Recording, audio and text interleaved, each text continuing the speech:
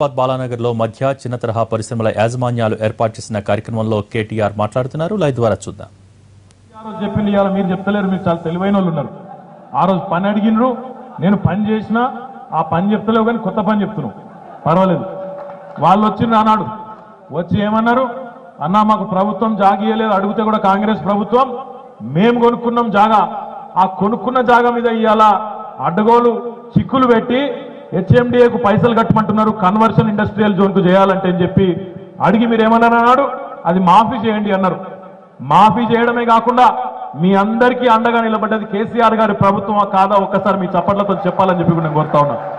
అంటే ఈ ప్రభుత్వం కేసీఆర్ గారి నాయకత్వంలో ఏదైనా మాట ఇస్తే నిలబెట్టుకునే ప్రభుత్వం తప్ప ఎక్కడ కూడా ఓట్ల ముందు ఒక మాట, ఓట్లు అయిపోయినాక ఇంకొక మాట చెప్పే ప్రభుత్వం కాదు. ఆనాడు జిహెచ్ఎంసీ ముందు మీరు కలిసినారు, చెప్పడం జరిగింది, వెంటనే ఆ పనిని చేసుకోవడం కూడా జరిగింది. ఈ రోజు మీరు నా ముందు 3-4 అంశాలు పెట్టినారు. ఒకటి Balanagar cooperative society. Balanagar cooperative society 63లో అంటే 50 సంవత్సరాల కిందట 47 ఎకరాల ప్రభుత్వ భూమిని లీజ్కి ఇవ్వడం జరిగింది. ఆ లీజ్కి ఇచ్చిన భూమి ఉద్దేశం ఏంది? ప్రభుత్వం పరిశ్రమలు పెట్టాలి, 1000 మందికి ఉపాధి అవకాశాలు రావాలని చెప్పి ఒక మంచి ఉద్దేశంతో అప్పటి ప్రభుత్వం లీజ్కి ఇచ్చింది, 50 ఏళ్ల లీజు. కానీ కొంతమంది ఏమో మంచిగానే పనిచేస్తున్నారు, కాదంటలేను. మిగతా వాళ్ళు మాత్రం దాన్ని రకరకాలుగా రియల్ ఎస్టేట్ మాయ చేసి వేరే వాళ్లకు సబ్ లీజ్కి ఇచ్చి వాళ్ళ దగ్గర రెంట్లు వసూలు చేసుకుంటా చిన్న చిన్న వ్యాపారులను, చిన్న చిన్న పారిశ్రామికవేత్తలను ఇబ్బంది పెడతా ఉన్నారు, అది వాస్తవం. అందుకే నేను గౌరవనీయులు శాసనసభ్యులు కృష్ణారావు గారు అడగంగానే ఆయన వచ్చి చెప్పిండు, అన్న ఈ 47 ఎకరాల్లో చాలా విలువైన భూమి, ఇప్పుడు 50 ఏళ్ల కింద వేరే విలువ ఉన్నది కానీ ఇవాళ చాలా విలువైన భూమి అయింది, దీన్ని తప్పకుండా ప్రభుత్వం అన్ని రకాలుగా సంరక్షించాలి, అందులో ముఖ్యంగా చిన్నవాళ్ళు ఎవరైతున్నారో వాళ్లకు మనం అండగా నిలబడాలన్నా అని చెప్పి గౌరవనీయులు ఎమ్మెల్యే గారు కోరడం జరిగింది. వారికి నేను ఆనాడే చెప్పినాను, ఎవరైతే ఒరిజినల్ గా లీజ్ ఇచ్చి ఎవరైతే వాళ్ళు న్యాయంగా పరిశ్రమలు నడుపుతున్నారో వాళ్ళతో మనకు పంచాయతీ లేదు, వాళ్ళకి అట్లే కంటిన్యూ చేద్దాం. మిగతా వాళ్ళు ఎవరైతున్నారో సబ్ లీజ్కి ఇచ్చి ఇంకొకరికి ఇచ్చి వాళ్ళ ఆధ్వర్యంలో ఏ పరిశ్రమలు అయితే నడుస్తున్నాయో, అల్టిమేట్ గా ఏ ప్రభుత్వం యొక్క ఉద్దేశం అయినా ఉపాధి కల్పించాలి, 10 మందికి అన్నం పెట్టాలి, ముఖ్యంగా సొంతంగా ఉపాధి పోషించుకునే వాళ్ళకి అండగా నిలబడాలన్నదే ఏ ప్రభుత్వం యొక్క ఉద్దేశం అన్న ఉంటుంది.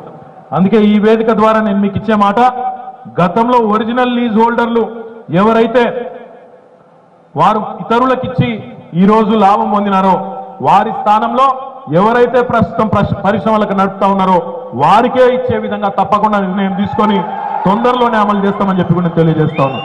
అంటే పరిశ్రమలు నడవాలి, 10 మందికి అన్నం దొరకాలి, 10 మందికి ఉపాధి దొరకాలనేదే ప్రభుత్వం ఉద్దేశం తప్ప ప్రభుత్వ భూములను అడ్డం పెట్టుకొని ఎవరు ఏ రకంగా స్వలాభం పొందే ప్రయత్నం చేసినా దానికి ఈ ప్రభుత్వం సమర్థించబోదు.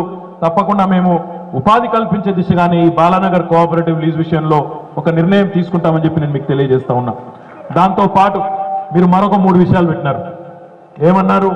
మేమందరం చిన్నవాళ్ళం, ఒకప్పుడు బాలానగర్ ఊరికి దూరంగా ఇసిరేసినట్టు ఉండేది, కానీ ఇప్పుడు బాలానగర్ కూకట్పల్లి అంటేనే ఇప్పుడు బ్రహ్మాండమైన కాస్ట్లీ జాగాలు అయిపోయినాయి, రెసిడెన్షియల్ ఏరియాల్లోనే చిన్న పరిశ్రమలు నడుస్తూ ఉన్నాయి, వాటిని మరి ఇబ్బంది అవుతా ఉన్నది, మాకు కూడా ఇబ్బంది అవుతున్నది, ఆ రెసిడెన్షియల్ ఏరియాలో వాళ్ళకు కూడా ఇబ్బంది అవుతున్నది, ట్రాఫిక్ సమస్యలు వస్తున్నాయి, కాబట్టి మాకు న్యాయం చేయండి అన్నారు. మీరందరూ ఒక సమూహంగా వచ్చినట్టయితే, మీరందరూ ముందుకు వచ్చినట్టయితే మీకు 200 కాదు 300 ఎకరాల స్థలాన్ని కూడా ఇవ్వడానికి ప్రభుత్వం సిద్ధంగా ఉన్నది. తప్పకుండా ఔటర్ రింగ్ రోడ్ బయట, ఎందుకంటే పరిశ్రమలను, కాలుష్యకారక పరిశ్రమలను బయటికి తీసుకుపోయే ప్రయత్నం చేస్తా ఉన్నాం.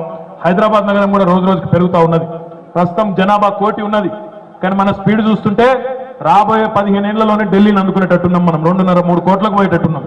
కాబట్టి తప్పకుండా మీ అందరికి నేను చేసే విజ్ఞప్తి, ఒక 300 ఎకరాల స్థలం, బ్రహ్మాండమైన స్థలం చూద్దాం. దాన్ని కూడా మీరందరూ చిన్నవాళ్ళు, మీకేదో లేనిపోని ఎక్కువ రేట్లు పెట్టకుండా సబ్సిడీ మీద మీకు తప్పకుండా రేట్లకు మంచి రేట్లకు ఇస్తాం. ఇవ్వడంతో పాటుగా మన ముఖ్యమంత్రి గారి ఆలోచన విధానం ఒకటే, లివ్, వర్క్, లర్న్, ప్లే.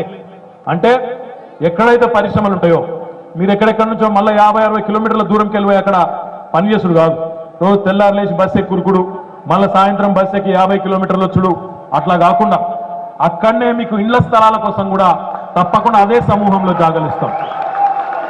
మీకు ఆ రకంగా ఆ పరిశ్రమల్లో పనిచేసే కార్మికులు, కానీ దయచేసి ఒకటే కోరిక, ఇలా మళ్ళీ రియల్ ఎస్టేట్ దందా చేయొద్దు. ఆ పరిశ్రమలో పనిచేసే కార్మికులకు అక్కడ ఇండ్లు ఉండాలి, వాళ్ళ పిల్లలకు అక్కడనే దవాఖాన ఉండాలి, వాళ్ళ పిల్లలకు అక్కడనే చదువుకునేందుకు స్కూల్ ఉండాలి. ఆ రకంగా లివ్ వర్క్ లెర్న్ ప్లే అనే కాన్సెప్ట్ లో మీ అందరికీ న్యాయం జరిగే విధంగా తొందరలోనే ఒక నిర్ణయం తీసుకుంటాం.